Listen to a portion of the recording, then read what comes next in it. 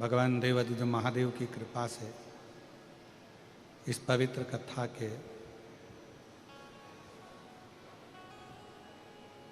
आयोजन कराकर संपूर्ण क्षेत्रवासियों को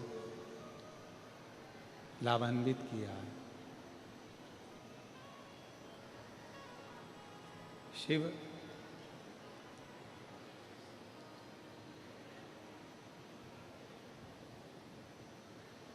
कहीं बहुत दूर नहीं है।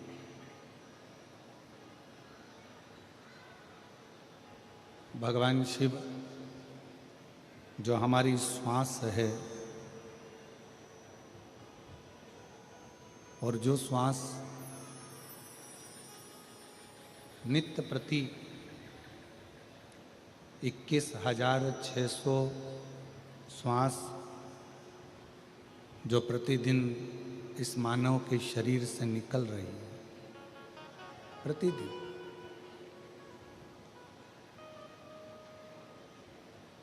ये श्वास ही हमारा शिव है।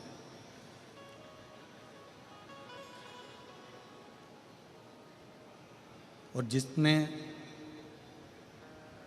मानव शरीर में निकलने वाली श्वासों को, ग्रहण करने वाली श्वासों को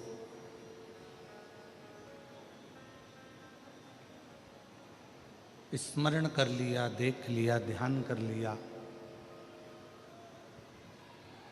तो ये समझें कि शिव को पा लिया। ये 21,600 श्वास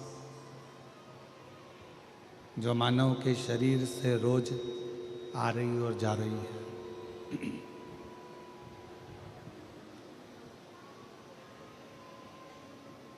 ये 21,600 श्वास शिव का एक अंश है। जैसे श्वास निकल जाने के बाद में, श्वास समाप्त हो जाने के बाद में शरीर नहीं रहता, केवल एक शव बन जाता है।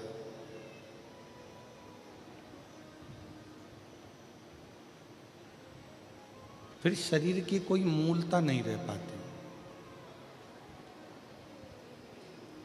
फिर वो शरीर श्वास जाने के बाद में केवल एक शव का एक स्वरूप है। उसी तरह शिव महापुराण की कथा कहती है, जिसने अपने जीवन काल में शिव नाम नहीं जपा,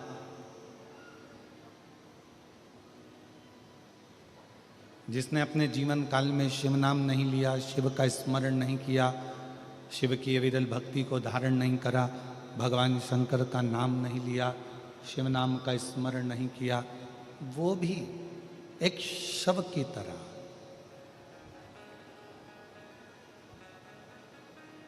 क्योंकि वो शिव को जान नहीं पाए।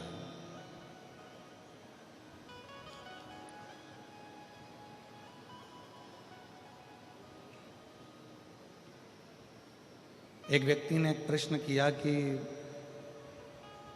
माहेश्वरी समाज की उत्पत्ति भगवान महेश से हुई है,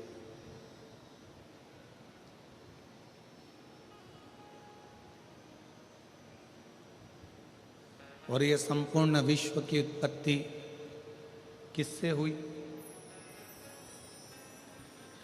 तो हमारा निवेदन है इस व्यासपीठ के माध्यम से, केवल माहेश्वरी समाज की ही उत्पत्ति शिव से नहीं, भगवान महेश से नहीं, बल्कि जितना भी ब्रह्मांड की रचना आप देख रहे हो, ये सब भगवान महेश की ही रचना है, भगवान शिव की ही रचना है।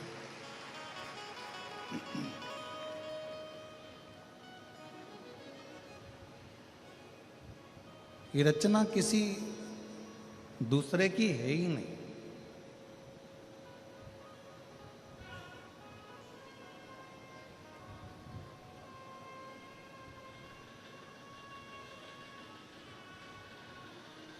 भगवान शिव जी की और भगवान ब्रह्मा जी की लड़ाई किस बात से शुरू हुई? केवल एक छोटी सी बात थी। भगवान शिव जी ने भगवान ब्रह्मा जी से केवल इतना कहा कि इस सृष्टि की रचना जब आप करें तो थोड़ा सा अहंकार अपने अंदर मत आने देना, डीले कम करो।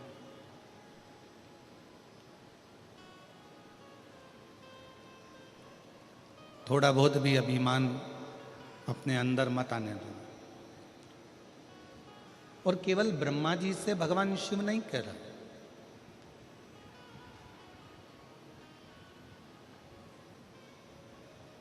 भगवान शंकर प्रत्येक संसार के मानव से, हर व्यक्ति से, हर जीव से शिव एक बात कहते हैं कि कोई भी कर्म करो, जो आपका मन पड़ जाए वो कर्म आप करो, पर कर्म में अभिमतता को सामने प्रकट मत हो।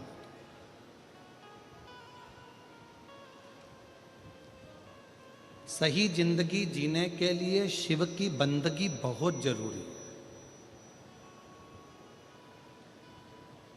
और जिस मानव ने ये जान लिया कि जिंदगी अगर सही जीना है तो शिव की बंदगी करना पड़ेगी, शंकर की आराधना करना पड़ेगी, शंकर की बंदगी करना पड़ेगी, तो समझ लो कि जिंदगी हमारी सार्थक हो गई।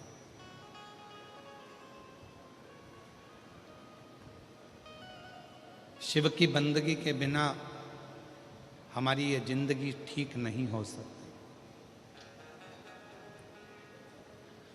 मेरी जीजियों, मेरे जीजाओं, मेरी बेटियों, बेटाओं, मेरी माताओं, मेरे भाई, मेरे बुजुर्ग माता पिता तुल्य जितने भी विराजमान हैं, हैदराबाद की इस पवित्र कथा के प्रांगण में से कथा सुन रहे हैं या आस्था चैनल पर, फेसबुक, यूट्यूब पर, आप जिस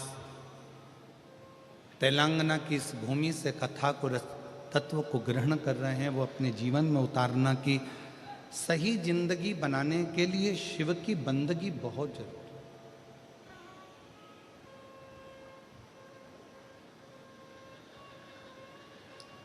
आप राम जी का भजन करो, आप कृष्ण जी का भजन करो, आप नारायण का भजन करो, आप जिसका ऊपर अहंकार रखकर मत करो।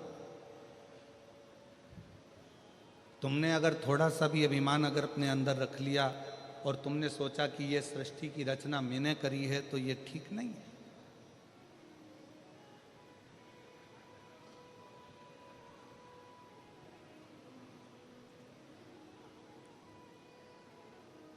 जैसे ब्रजगोपाल जी भूतड़ा जी ने अपने शब्दों में एक बात कही कि गुरु जी, ये इतना विशालतम जो कथा हो रही है, ये कथा कोई मैं नहीं करा रहा हूँ, ये कथा कराने वाले तो हमारे देव अधिदेव महादेव भगवान महेश, भगवान शिव और हमारे पूर्वज हैं।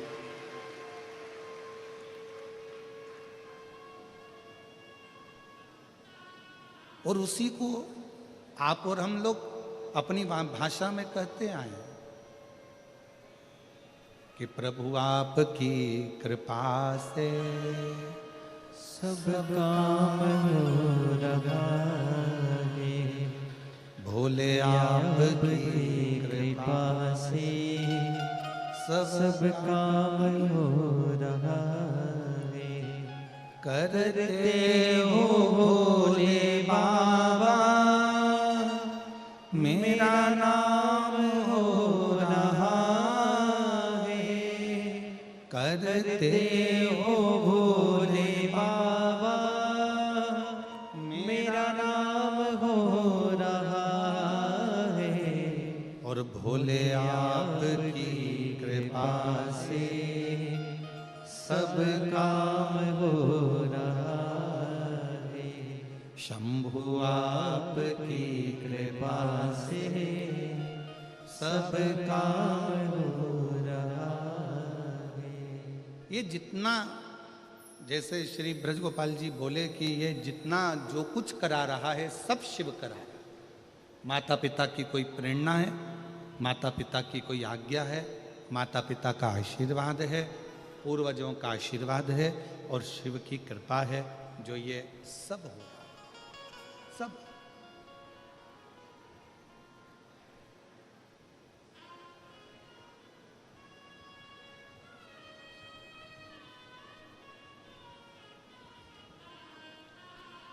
और ब्रजगोपाल जी, हम कहें अपनी भाषा में कि हमारे हिसाब से साउथ की, दक्षिण की ये सबसे बड़ी कथा है बाबा देवादिदेव महादेव की ये कथा, जिसमें इतने 1, 2, 3 पंडाल, पीछे के पंडाल, साइड में और भी शिव भक्त। और कल आपने रात को 2 से 3 बजे तक आप यहाँ खड़े रहकर और भी व्यवस्थाएं जो करवा कर गए हैं, उसके लिए आपको साधुवाद है, शिव की कृपा। ये शिव की उदारता है।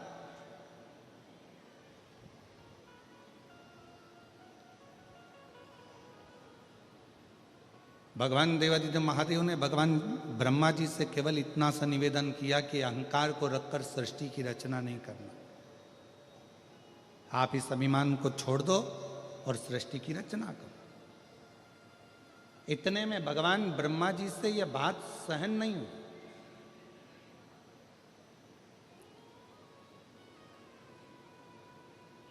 आज के ज़माने में अगर किसी को समझाया जाए ना, तो दुनिया के लोग समझते हैं कि ये हमको ही क्यों समझा रहा है। एक बहू अगर सासू जी से कह दे कि माँ अब तुम्हारा बुढ़ापा आ गया है, शरीर काम नहीं कर रहा है, शरीर में रोग आ गया है, भगवान का भजन करा करो, फालतू की बात मत करा करो, तो सांस रूठ जाती है। तो यही चाहती है कि मैं मर जाऊं। हालांकि बहू ऐसा नहीं कर रही, बहू तो इतनी सी बात कर रही है कि मम्मी अब ये सब लौकिक बातें, सब व्यर्थ की बातें, ये सब व्यर्थ चीजें तो तुम छोड़ो।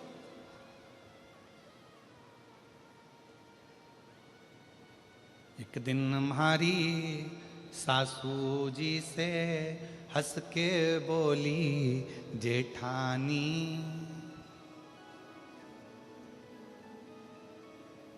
और राम नाम को सुमिरन कर लो, 2 दिन की है जिंदगानी। अब जिस दिन से जेठानी जी ने ये कहा कि 2 दिन की जिंदगानी है, राम नाम का सुमिरन कर लो, उस दिन से जेठानी का मुंह ही नहीं देखा सास।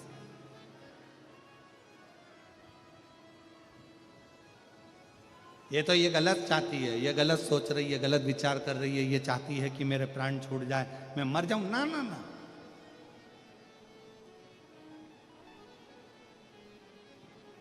बहू ये नहीं चाहती, बहू तो चाहती है कि आप खूब जियो।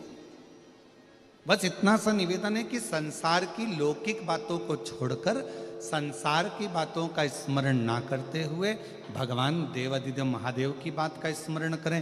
राम नाम, कृष्ण नाम, शिव नाम, नारायण, जिसको तुम भज सकते हो, जिसका तुम स्मरण कर सकते हो, उसका स्मरण करो।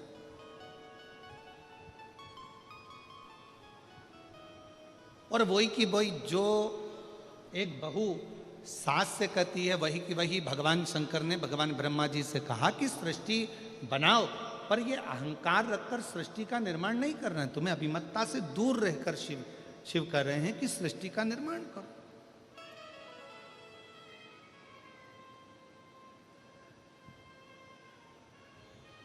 सहन नहीं हुआ ब्रह्मा जी से, और ब्रह्मा जी से जब सहन नहीं हुआ तो ब्रह्मा जी रुष्ट होकर सीधे भगवान विष्णु जी के पास में पहुंच गए। और भगवान नारायण आराम से शेषनाग की सैया पर लेटे हुए थे। लक्ष्मी जी चरण दबा रही थी उनके।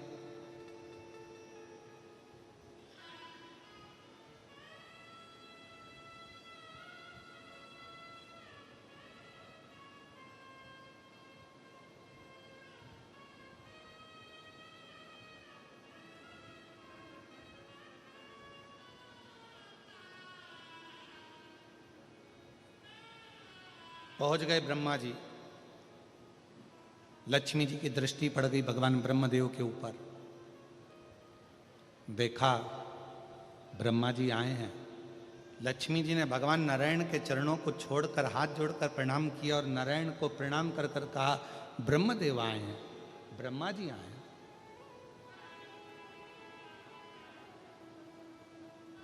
ब्रह्मा जी? हाँ। भगवान विष्णु उठे, ब्रह्मा जी ने प्रणाम किया भगवान नारायण को, नारायण ने प्रणाम किया भगवान ब्रह्मा जी। कितनी सुंदर बात है। ये हमारे 33 कोटि देवी देवता ये हमको सिखाते हैं कि आप किसी को आदर करोगे तो कोई तुम्हारा आदर करेगा। आप किसी को प्रणाम करोगे, कोई आपको प्रणाम करेगा। आपके पास देने के लिए जो है वो आप सामने वालों को दोगे तो सामने वाला भी आपको वही देगा जो उसके पास में होगा।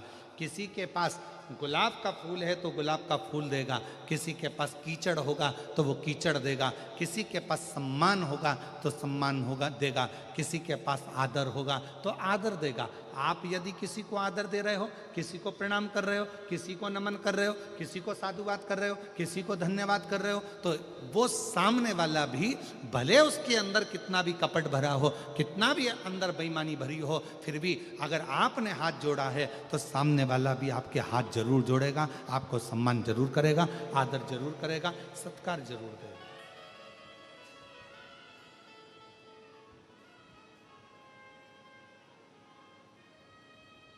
आपके पास देने के लिए क्या है ये आपके ऊपर निर्भर करता है।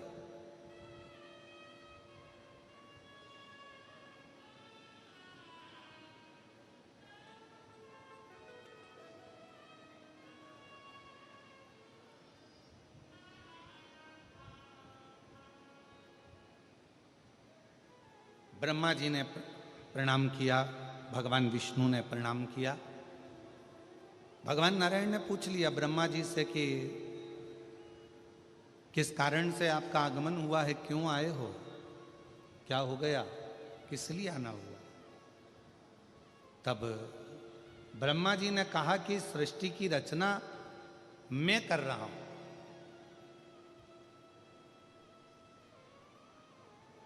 सृष्टि की रचना मैं कर रहा हूं।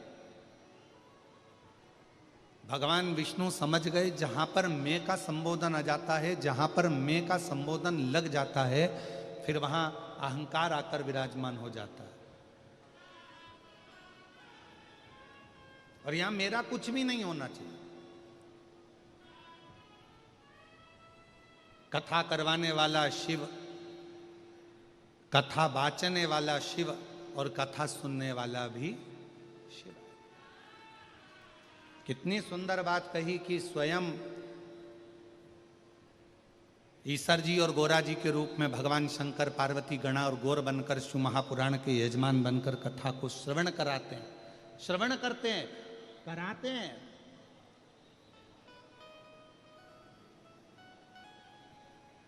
स्वयं शिव।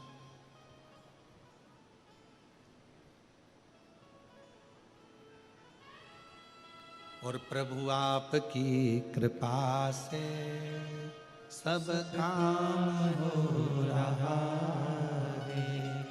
भोले आपकी कृपा से सब काम हो रहा है।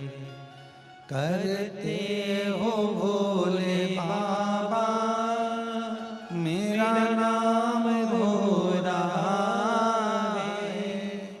करते हो भोले बाबा मेरा नाम हो रहा है। भोले आपकी कृपा से सब काम हो रहा। घूमती रहती है, घूमती रहती।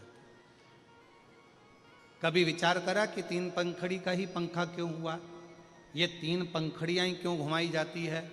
तो कहा बचपन, जवानी, अधेड़ी और बुढ़ापा, ये चार जिंदगी की पंखड़ियां हैं, पर इसमें ये तीन पंखड़ी जो है ये ही घूमती हैं। बचपन खूब घूमता है, जवानी खूब घूमती है और अधेड़ी घूमती है। चौथे नंबर की जो पंखड़ी है ना, वो तो लटकी की लटकी रहती है, क्योंकि उसको मालूम है अपना घूमने का समय नहीं, अपना तो ठहरने का समय है और जिंदगी को साधने का समय।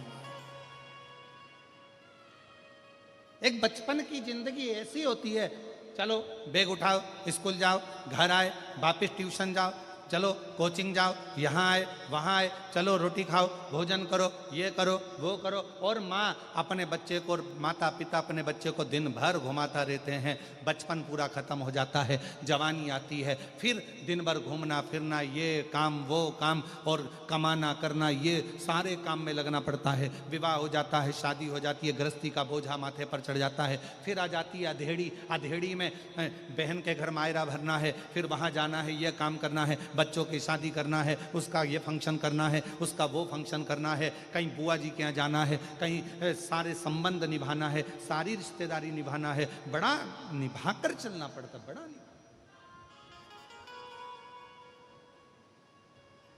और हम आप सबके सामने इस हैदराबाद की पवित्र भूमि पर एक बात कहना चाहेंगे, जिसके घर में बुजुर्ग रहते हैं ना, तो छोटे अपनी जिंदगी को बड़ी एंजॉयफुल जीते हैं। याद रखना, बढ़िया एंजॉय से, बड़े खुश होकर जीते हैं। और जिस घर के बुजुर्ग, जिस घर के बड़े चले जाते हैं ना, तो जो घर में छोटे होते हैं ना, उनको भी बड़े जैसे निभाना पड़ता है। बुआ जी के यहाँ जाना है, काका जी के यहाँ जाना है, चाची जी के यहाँ जाना है, नाना जी के यहाँ जाना है, मामा जी के यहाँ जाना है, उसके यहाँ जाना है। जिसके यहाँ नहीं जाएंगे तो मुंह फूल जाएगा। बताओ, मम्मी जी थी वो तो आ जाती थी, अब भैया के पास टाइम नहीं मिलता। फिर कहेंगे कि बताओ हमारी ननन थी तो ये काम हो जाता था, हमारे नंदोई थे तो ये काम हो जाता था। अर्थात निभाना पड़ेगा।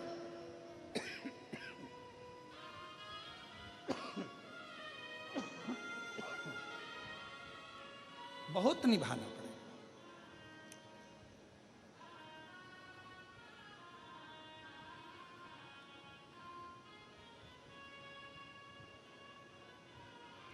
जब तक घर में बड़े हैं, जब तक घर में बुजुर्ग बैठे हैं, घर में बड़े बैठे हैं, जब तक तुम्हारे घर में बुजुर्ग विराजमान हैं, बड़े विराजमान हैं, समझ लेना कि तुम्हारी जिंदगी बहुत एकदम मस्त जिंदगी चल रही।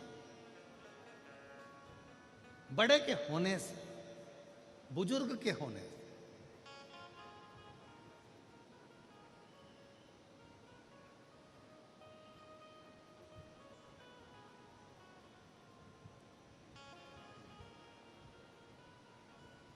भीतर का मैं, मेरा, अहंकार, अभिमान, अहम दूर भगा।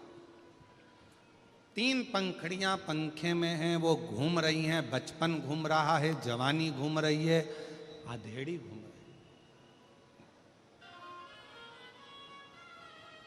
बुढ़ापा स्थिर है, रुका हुआ।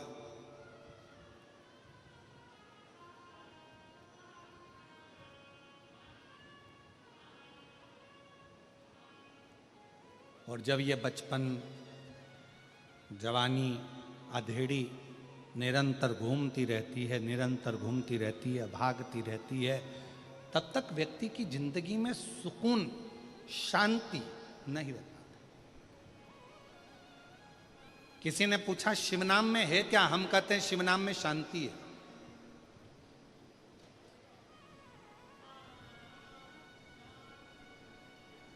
जब मन बड़ा उदास हो जाए, एकदम मन में अशांति आ जाए और मन बड़ा विचारणीय परिस्थिति में पड़ जाए, कहीं किसी के ताने, किसी के अपशब्द, किसी की गालियां, किसी के आड़े टेढ़े शब्द तुम्हारे कानों में बार बार चुभ रहे हों, बार बार बुद्धि में आ रहे हों, उस समय पर 2 क्षण मौन होकर नंदी के पास बैठकर श्री शिवाय नमस्तुभ्यम, जम के बोलो श्री शिवाय नमस्तुभ्यम का स्मरण करो। श्री शिवाय नमस्तुभ्यम को 2 क्षण बैठकर पुकार लो।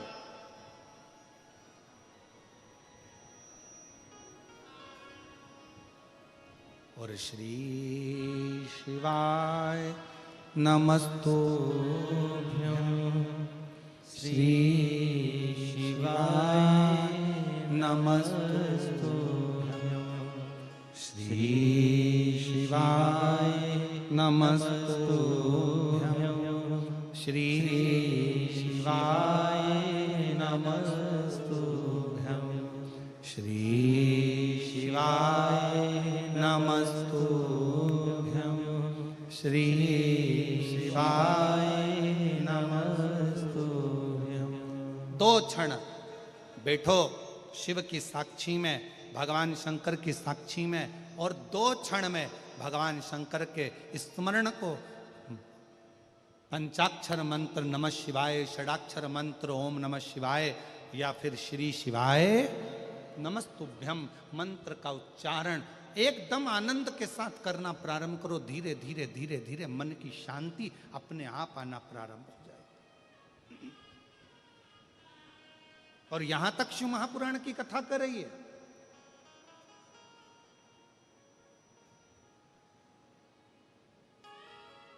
पंचाक्षर मंत्र का जाप करने के लिए नमः शिवाय बोलने के लिए बैठो, या षडाक्षर मंत्र का जाप करने के लिए ओम नमः शिवाय करने के लिए बैठो, या श्री शिवाय नमस्तुभ्यम का जाप करने के लिए बैठो, उस समय पर आपके मन की केंद्रता भगवान शंकर के शिवलिंग पर होना चाहिए।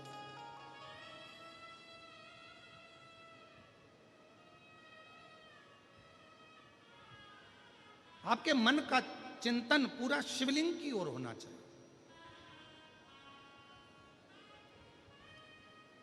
भगवान शंकर के शिवलिंग के ऊपर जो घड़ा रखाता है, जलधार रखाती है, वो 3 उसमें टेकियां होती हैं, 3 पाए होते हैं। कितने पाए होते हैं? 3। ब्रह्मा, विष्णु, महेश। जल का घड़ा, उसमें से एक एक बूंद जल नीचे गिर रहा है, अर्थात वो जल बता रहा है कि ब्रह्मा, विष्णु और महेश ये तीनों एक हैं, इसमें कोई भेद नहीं है। आप ब्रह्मा जी की अगर निंदा कर रहे हैं तो समझ लें शिव की निंदा हो रही है। आप शिव की निंदा कर रहे हैं, समझ लें भगवान नारायण की निंदा हो रही है। नारायण की निंदा कर रहे हैं, समझ लें भगवान शंकर की निंदा कर रहे हैं। ये तीनों सम हैं, क्योंकि इसमें एक एक बूंद जो जल गिर रहा है ये हमें बता रहा है कि ब्रह्मा, विष्णु और महेश, इन तीनों में कोई भेद नहीं है। इसलिए शिव जी की आरती में भी ये प्रसंग आता है।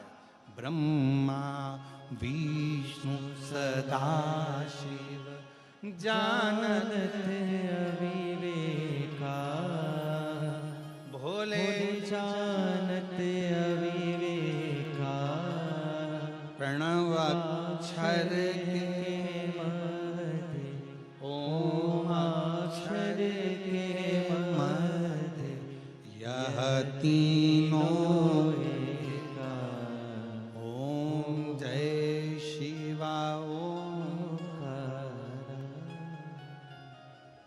तीनों एक, इसमें भेद नहीं है।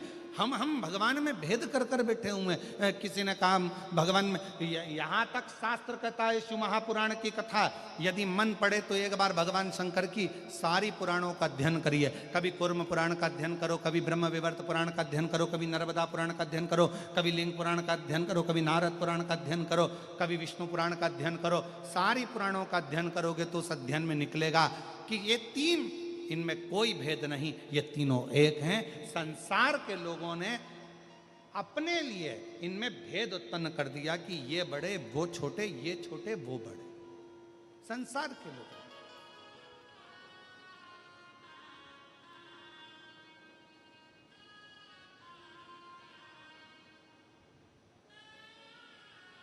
शिव कथा कर रही है, भगवान शंकर का चरित्र कह रहा है, शिव महापुराण की कथा कर रही है।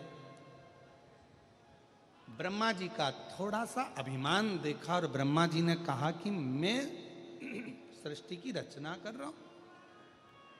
मैं भगवान विष्णु देखकर सुनकर स्तुप्त बोले नहीं।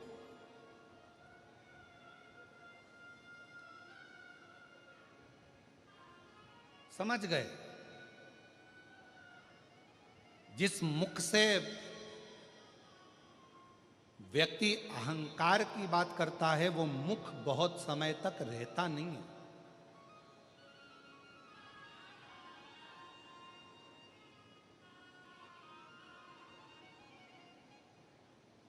और ये प्रसंग आप लोगों ने हमेशा सुना होगा कि देवऋषि नारद ने भी अहंकार कर लिया था तो देवऋषि नारद को भी बंदर का मुख लगा था।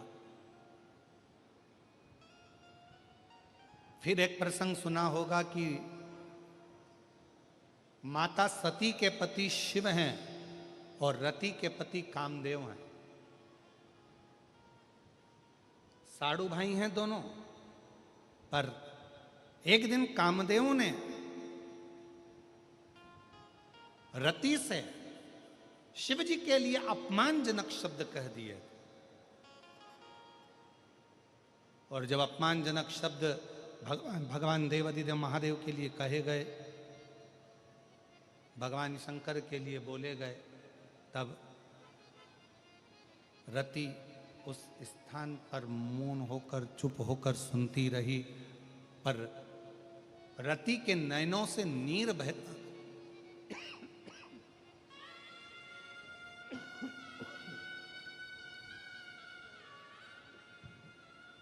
रति के नैनों से नीर बहता गया।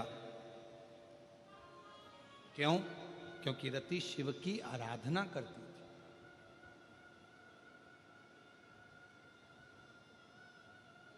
रति भगवान शंकर की आराधना में डूबी रहती थी, इसलिए उसके नैनों से केवल नीर बह रहा था, केवल अश्रु।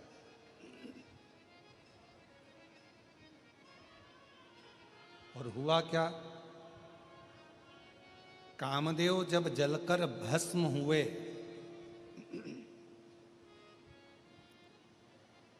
कामदेव जब जलकर भस्म हुए,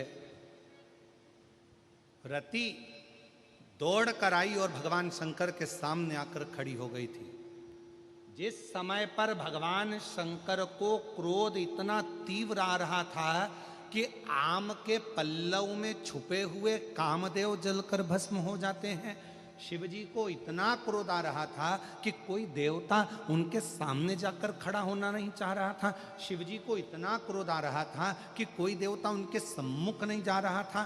क्यों? क्योंकि शंकर भगवान की अगर दृष्टि पड़ गई तो जलकर भस्म होना पड़ेगा। और उस स्थान पर कामदेव की धर्मपत्नी रति आकर खड़ी हो जाती है।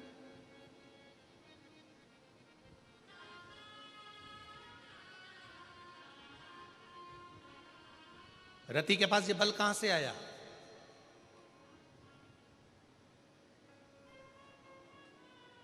रति के पास ये बल कहां से पहुंचा?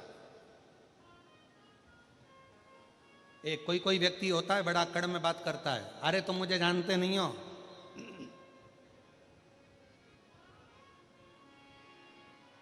कई माताएं होती हैं जो दरवाजे पर आने पर भी फोन लगाऊं कि अब भी हाल, मुझे तो इसी गेट से अंदर जाना है, चाहे कुछ भी हो जाए, मैं तो इसी गेट से जाऊंगी, जा लगाऊं क्या फोन अब भी यार?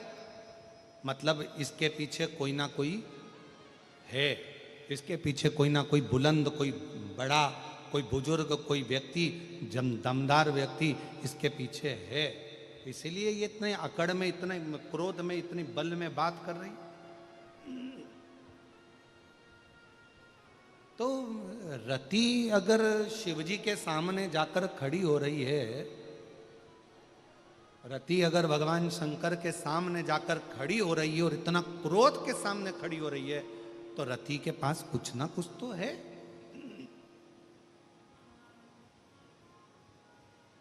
क्या है रति के पास? क्या करती थी रति? कहा रति अपने बचपन से ही, बाल्यावस्था से ही शिव की आराधना करती थी, शंकर की आराधना, शिव की आराधना। और रति का एक नियम था, पार्थिव लिंग का निर्माण करना, उसकी पूजन करना और पार्थिव लिंग पर जल समर्पित कर कर उस जल का प्रोक्षण, उस जल को अपने ऊपर छींटना। शिव महापुराण के अगर आप वायव्य संहिता को पढ़ेंगे और अगर लिंग पुराण को पढ़ेंगे तो उसमें वर्णन आता है कि यदि शंकर भगवान के मंदिर में जाकर यदि आपने शंकर जी को जल चढ़ाया, आचमन नहीं भी करा, चढ़ा हुआ जल नहीं भी पिया, तो शिव जी पे चढ़ा हुआ जल यदि आप अपने मस्तक पर छिड़क लेते हैं तो एक अलग से बल आपके अंदर आ जाता है, एक अलग से बल। और वो बल साधारण नहीं होता। फिर आप जैसे कहते हैं कि विष्णु भगवान के कवच को धारण कर लिया कर्ण ने, फिर किसी ने कहा कि शंखचूर्ण ने कवच धारण कर लिया था, फिर किसी ने कहा जलंधर ने कवच धारण कर लिया था, फिर किसी ने कहा इसने कवच धारण कर लिया था। कवच कलिकाल में, कलयुग में कवच कौन सा है? तो शिव महापुराण की कथा में, लिंग पुराण की कथा में, नर्मदा पुराण की कथा में आता है कि शंकर भगवान पर जब जल चढ़ाया जाए और वो जल जब हम अपने शरीर पर छींट लें तो समझ लेना कि आपने भी शंकर का एक कवच अपने ऊपर धारण कर लिया। अब आप कहीं संकट में पड़ नहीं सकते।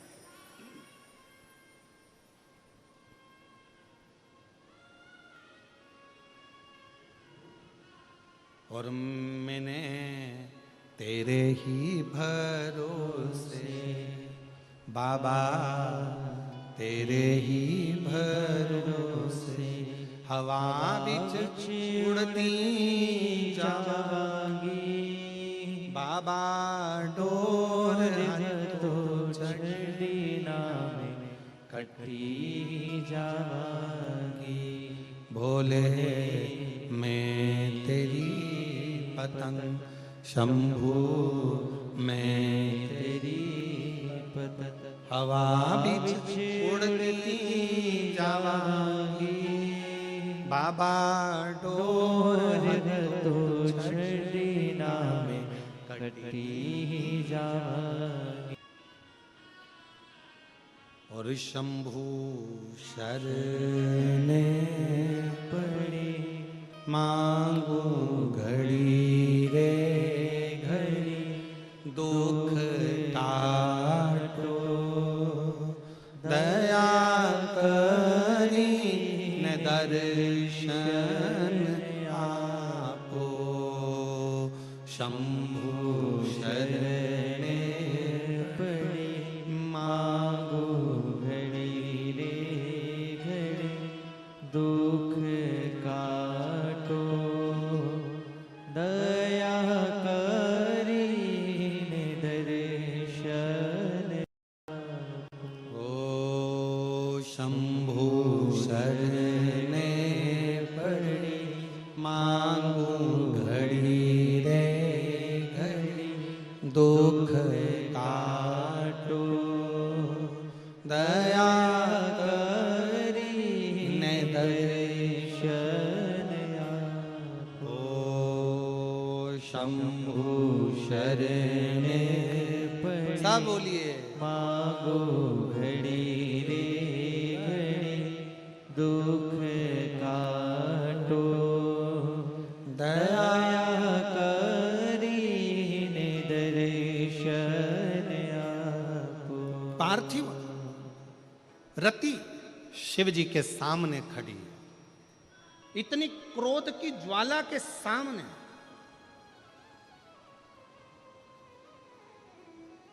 इतना क्रोध सामने और रति खड़ी है।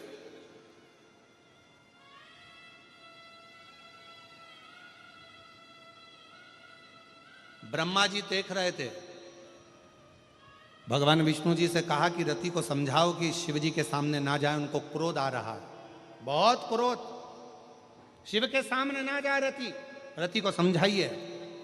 भगवान नारायण ने कहा कि ब्रह्मा जी मैं रति को नहीं समझा सकता कि तुम शिव के सामने मत जाओ, उसको जाने दो, फिर तो शिव के क्रोध से रति जलकर भस्म हो जाएगी जैसे उसका पति कामदेव जला।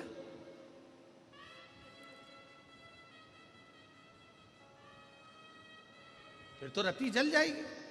नहीं, शंकर भगवान के सामने रति का बाल भी बांका नहीं होगा, बल्कि अपने पति को वापस लेकर रति आएगी। भगवान नारायण कह रहे हैं। भगवान ब्रह्मा जी ने पूछा आप कैसे कह सकते हो कि रति अपने पति को लेकर आ जाएगी और उसका बाल बांका नहीं होगा? भगवान नारायण ने कहा ब्रह्मदेव ये रति कोई साधारण नहीं है, प्रतिदिन रोज पार्थिव लिंग का पूजन करती है, शिवलिंग का पूजन करती है और शिवलिंग के चढ़े हुए जल को अपने ऊपर छींट लेती है, जिससे हजारों हजारों कवच उस रति के पास होते हैं, तो रति जलकर भस्म नहीं हो सकती है, उसके पास वो कवच शिव का है। भगवान देवादिदेव महादेव का वो कवच उसके पास।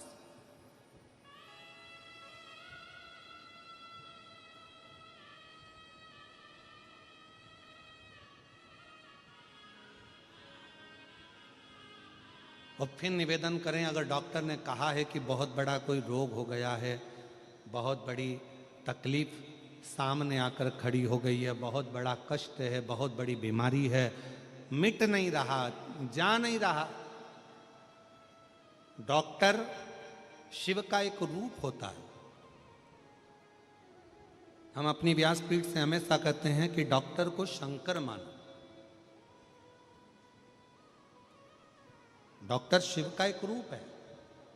डॉक्टर बोले कि जांच कराओ तो जांच कराओ, डॉक्टर बोले कि ऐसी दवाई खाओ तो दवाई खाओ, डॉक्टर बोले ये सारी जांचें कराना पड़ेगी, जांचें कराओ, डॉक्टर बोल दिया कि ये दवाई खाना पड़ेगी, खाओ। पर डॉक्टर के साथ में, उस दवाई के साथ में एक काम और चालू करो, शिव की भक्ति को प्रारंभ कर दो, क्योंकि डॉक्टर भी शंकर का एक रूप है और वो मृत्यु को जीतने वाला महामृत्युंजय मेरा शंकर भी एक डॉक्टर का ही प्रतिबिंब स्वरूप। शिव को आराध्य बनाकर अर्चना कर, शिव को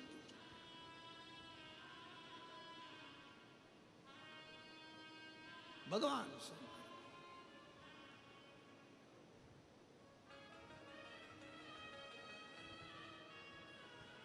दवाई नहीं लग रही है। कई माताएं ऐसी हैं जो रोज दवाइयाँ खाती हैं, रोज दवाइयाँ खाती हैं। रात को सोना है तो दवाई, घुटने दुख रहे हैं तो दवाई, बीपी है तो दवाई, शुगर है तो दवाई। हम मना नहीं करेंगे कि तुम मत खाओ, खाओ, पर थोड़े दिन एक प्रैक्टिकल कर कर देखो। शिव जी का एक नाम है कुंदकेश्वर महादेव। सब लोग बोलो उस नाम को। कौन सा नाम है? कुंदकेश्वर महादेव। बिदल और उत्पल दो असुरों का संहार करने के लिए माता पार्वती जी ने कुंदुक का प्रहार करा था, और वो कुंदुक बिदल उत्पल का संहार कर कर शिव जी के चरणों में जाकर गिरा था। शिव जी का नाम कुंदकेश्वर हो गया था। तब स्वयं भगवान कुंदकेश्वर शंकर भगवान ने कहा था, पार्वती तेरे कुंदुक के प्रहार से बिदल और उत्पल के मरने के बाद में ये कुंदुक मेरे चरणों में आया है, आज मेरा नाम कुंदकेश्वर हुआ है। पार्वती, संसार सागर में भूमंडल पर जो भी मानव मनुष्य औषधि का सेवन करेगा और कुंदकेश्वर का स्मरण करेगा, वो रोग से मुक्त होगा, रोग से। इसलिए डॉक्टर अगर दवाई दे रहे हैं, डॉक्टर अगर औषधि दे रहे हैं, तो एक काम जरूर करो, कुंदकेश्वर महादेव का नाम लेकर उस दवाई को खाना प्रारंभ करो। एक पत्र है, अच्छा है।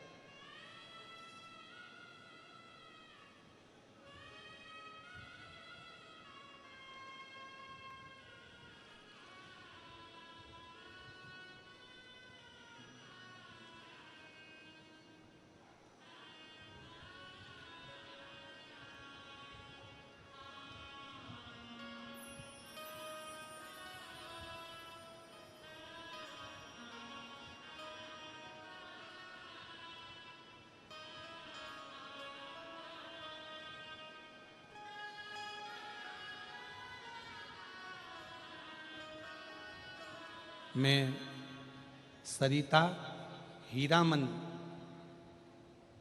कोमपल्ली से हूँ। कहीं बैठी हो तो हाथ हिला सकती हैं।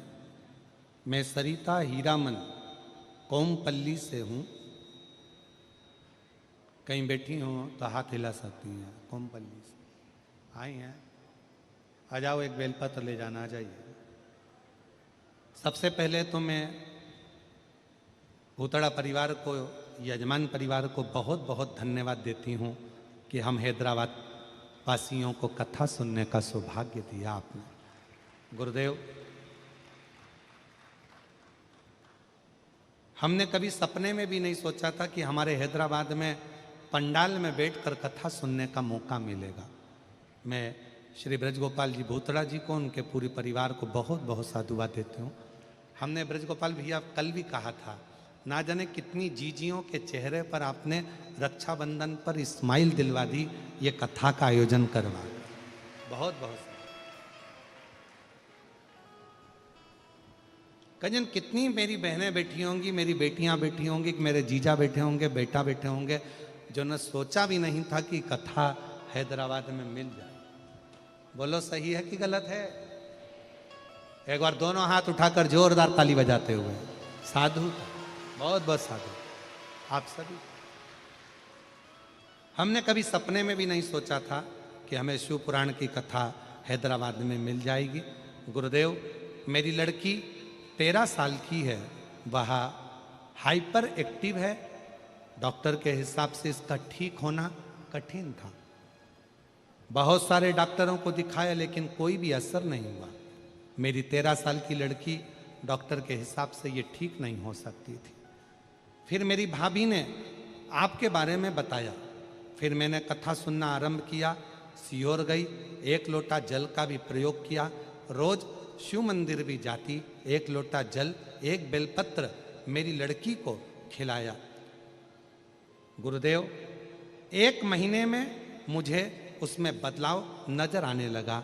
अभी पूरी तरह से मेरी लड़की स्वस्थ हो गई। मैं बाबा को यहां प्रणाम करने के लिए पूरी तरह से। उस पत्र में उसने लिखा कि मैंने सारे डॉक्टरों से इलाज करवा लिया पर डॉक्टर ने कह दिया था मुश्किल है कि ये ठीक हो पाए। पर आज मेरी बेटी 13 साल की पूरी ठीक हो गई। ये एक पत्र और बड़ा सुंदर है।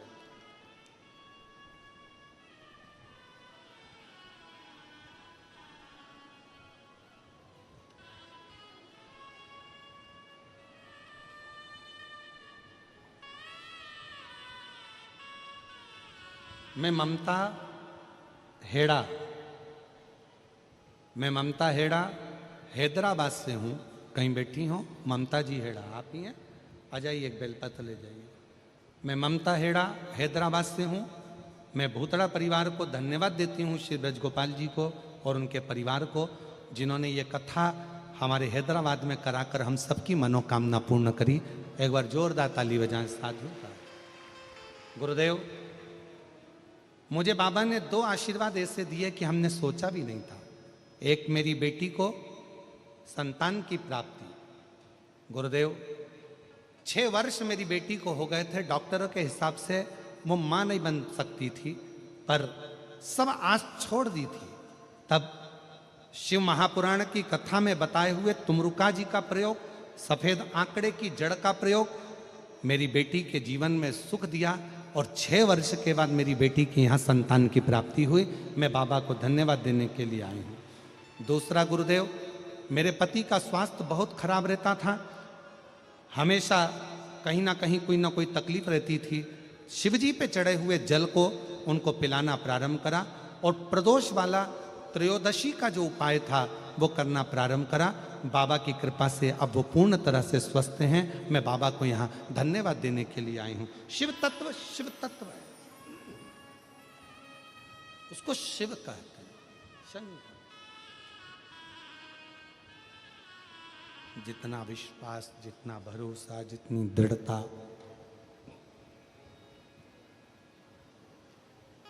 पूर्ण भरोसे के साथ जब हम भगवान शिव की आराधना करते हैं तो शिव क्यों, जिस पर भी हो गई तेरी कृपा करुणा वो भव पार हुआ, भव पार हुआ।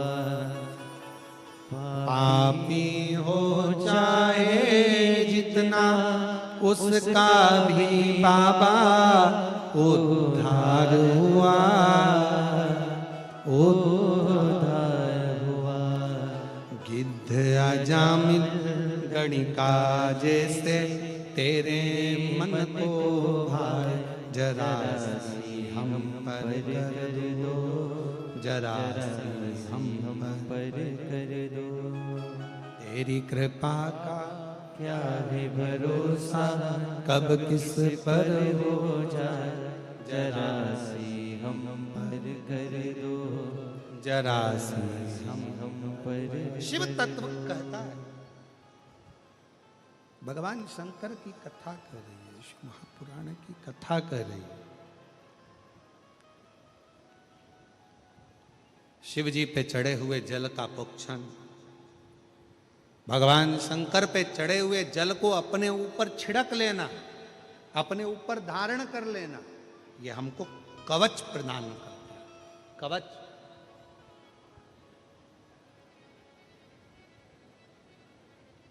तो शिवजी का एक नाम है कुंदकेश्वर महादेव। सब लोग बोलो जम के, क्या नाम है?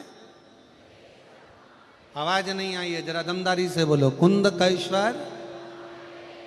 फिर से बोलो, कुंदकेश्वर महादेव। हम जब छोटे थे तब हमको पढ़ाते थे टीचर, तो जो याद नहीं होता था उसको चिल्ला चिल्ला के बुलवाते थे, बोलो 2 एकम 2, 2 दूनी 4, 2 तिया 6, 2 चौको 8, चिल्ला चिल्ला कर दिन भर बुलवाते थे। बोलते रहो, चलो बोलो। घर जाते जाते आप भी ना भूलो, इसलिए हम बार बार खिलवा रहे हैं। कौन से महादेव? कुंदकेश्वर महादेव। अगर शरीर में दवाई ना लगे, औषधि ना लगे, गोलियां ना लगे, दवाई काम ना करे, तो कुंदकेश्वर महादेव का नाम लेकर उस दवाई को खाना प्रारंभ करो। शिव के ऊपर भरोसा रखो, विश्वास।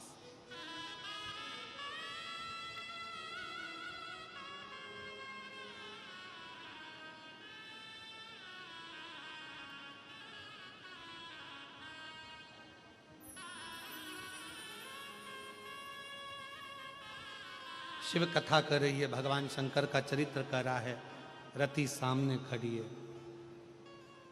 और रति सामने खड़ी, शिवजी के सम्मुख में खड़ी है रति सामने। शंकर भगवान के क्रोध का उस पर कोई असर नहीं हो रहा।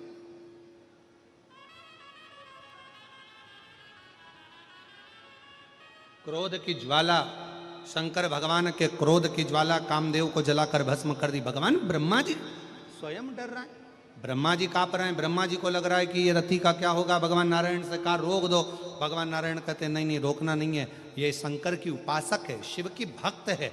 जो शंकर का भक्त होता है, शिव की आराधना करने वाला होता है, शिव की उपासना करने वाला होता है, वो भय नहीं खाता, उसको भय नहीं होता, चिंता नहीं होती। क्यों चिंता करना? महाराज, कवि और कथाकार, इन दोनों में बहुत बड़ा अंतर होता है। एक कवि में और एक कथाकार में बहुत बड़ा अंतर होता है। कवि शब्दों को जोड़ लेता है, कथाकार शब्द नहीं जोड़ता। जितने भक्त आते हैं उनको शंकर भगवान से जोड़ देता है, वो कथाकार। कवि का काम है शब्दों को जोड़ना, कवि का काम है शब्दों को संजो लेना, कवि का काम है शब्दों को पकड़कर शब्दों से जोड़ देना। पर कथाकार का काम शब्दों को जोड़ना नहीं, कथाकार का काम, एक कथा करने वाले का काम होता है, जितने भक्त आए हों, जितने कथा को सुनने के लिए श्रोता आए हों, उनको कैसे न कैसे भगवान से, शिव से, उनकी अविरल भक्ति से जोड़ा जाए। और जब वो शिव से जुड़ जाएं, शंकर के हो जाएं, फिर उनकी जिंदगी में जो भी तकलीफें हैं, कष्ट हैं, रोग हैं, दुख हैं, वो धीरे धीरे समाप्त होते चले जाएं। ये एक आनंद, ये आनंद।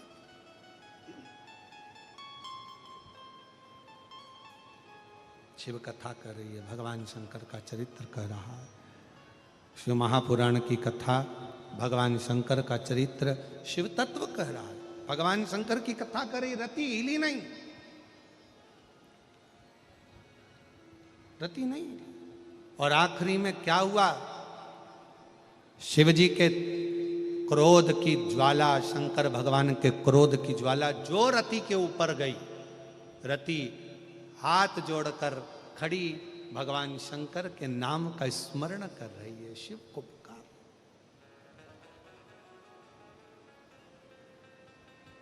शिव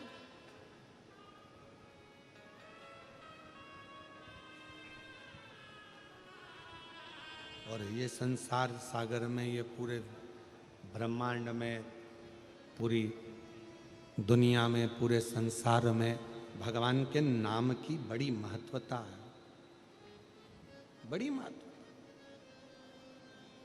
नाम की बड़ी महत्वता है। कई लोग अपनी अपनी भाषा में कह देते हैं गुरुजी हमारे घर में हमने भगवान का एक रूम बनाया है, भगवान का एक कमरा बनाया है। आप लोगों में भी कई लोग ऐसा बोल देते हैं, हमने बहुत बड़ा बंगला बनाया गुरुजी, उसमें भगवान का एक कमरा बनवाया।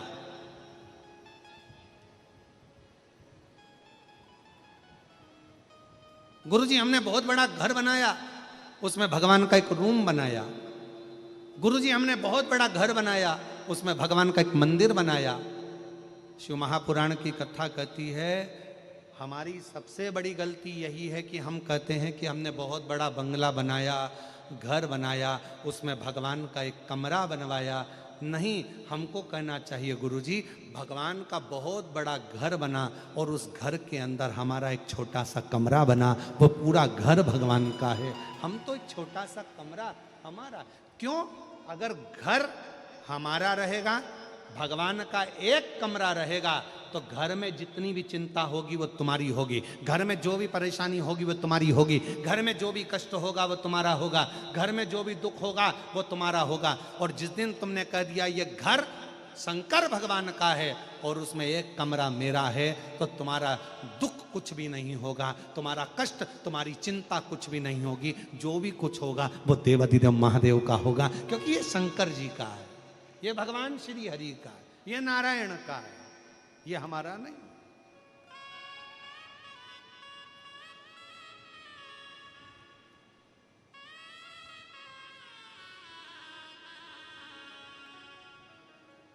यहां कुछ भी मेरा नहीं है, यहां सब।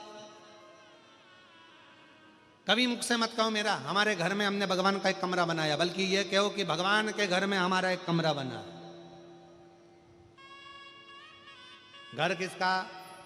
जम के बोलो, भोले नाथ का। परिवार किसका? आवाज नहीं आई, भोले नाथ का। गाड़ी किसकी? भोले नाथ की। चला कौन रहा है? भोले। तुम्हें गाड़ी चलाना आती है क्या? अरे जम के तो बोलो।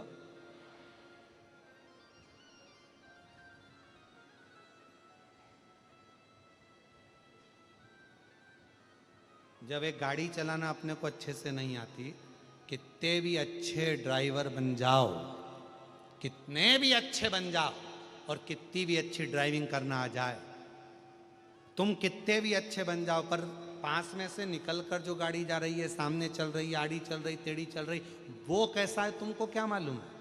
तुम अच्छे हो, तुम अच्छा चलाना जानते हो, तुम अच्छे ड्राइवर हो, तुम अपनी जगह पर अच्छे हो, पर पड़ोस में से जो निकल कर गया, साइड में से आ गया, एकदम ब्रेक लगा दिया, एकदम खड़ी कर दी, वो कैसा है तुमको क्या मालूम? उस जगह पर तुम्हारी ड्राइविंग काम नहीं आती, उस जगह पर एकदम जब ब्रेक लगता है तब वो भोलेनाथ खड़ा हो जाता है कि तूने एक लोटा जल चढ़ाया है, चिंता मत कर, मैं तेरे साथ। क्यों चिंता कर? क्यों?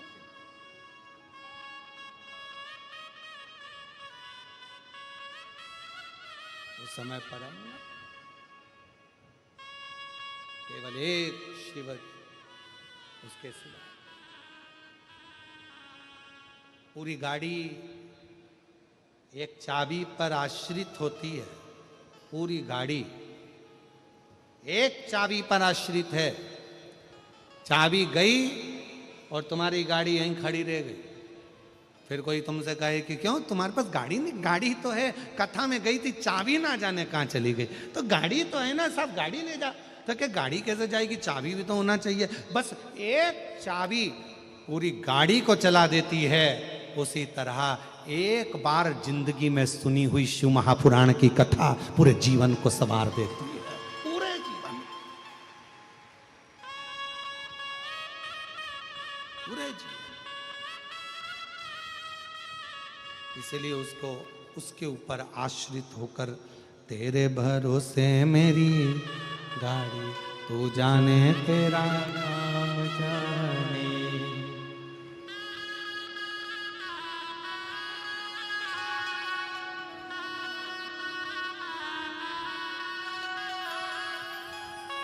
तेरे भरोसे मेरी गाड़ी, तू जाने तेरा काम जाने। बाबा तेरे भरोसे मेरी गाड़ी, तू जाने तेरा काम जाने। भोले तेरे भरोसे मेरी गाड़ी, तू जाने तेरा काम जाने। भोले तेरे भरोसे मेरी गाड़ी, सब गाइए। तू जाने तेरा काम जाने। तू जाने तेरा काम जाने, तू जाने तेरा काम जाने, तू जाने तेरा काम जाने, तू जाने तेरा काम जाने। तू जाने तेरा काम जाने, तू जाने तेरा काम जाने, तू जाने तेरा काम जाने, तू जाने तेरा काम जाने। ओ बाबा तेरे भरोसे मेरी गाड़ी, तू जाने तेरा काम जाने। भोले तेरे भरोसे मेरी गाड़ी, तू जाने तेरा काम जाने। बड़े भाव से दोनों हाथों से